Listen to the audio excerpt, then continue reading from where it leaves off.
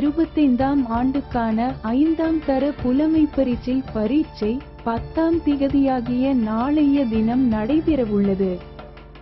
இது குறித்து பொதுமக்களுக்கு அறிவுறுத்தும் வகையில் பரீட்சைகள் ஆணையாளர் நாயகம் ஏகேஎஸ் இந்திகா குமாரி தலைமையில் 9ஆம் திகதியாகிய இன்று காலை ஊடகவியலாளர் சந்திப்பு ஒன்று இடம்பெற்றது.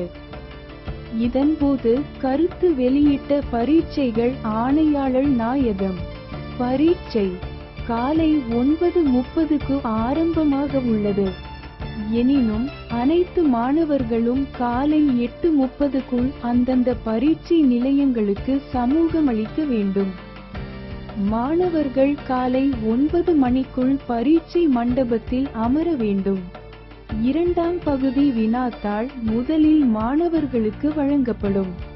2ஆம் பகுதி வினாத்தாள் காலை 9:30க்கு ஆரம்பமாகி 10:45க்கு நிறைவடையும். அதன் பிறகு அரை மணி நேரம் இடைவேளை வழங்கப்படும். முதலாம் பகுதி வினாத்தாள் காலை 11:15க்கு வழங்கப்படும். இந்த வினாத்தாள் 1 மணி நேரம் கொண்டதாகும். குறித்த வினாத்தாள் மதியம் 12:15க்கு நிறைவடையும். பரீட்சை இடம்பெறும் சந்தர்ப்பங்களின் போது ஏதேனும் அவசர நிலைகள் ஏற்பட்டால் 117 என்ற துரித இலக்கத்திற்கு அழைத்து முறைப்பாடு அளிக்கலாம். இதற்காக விசேட திட்டம் செயற்படுத்தப்பட்டுள்ளது.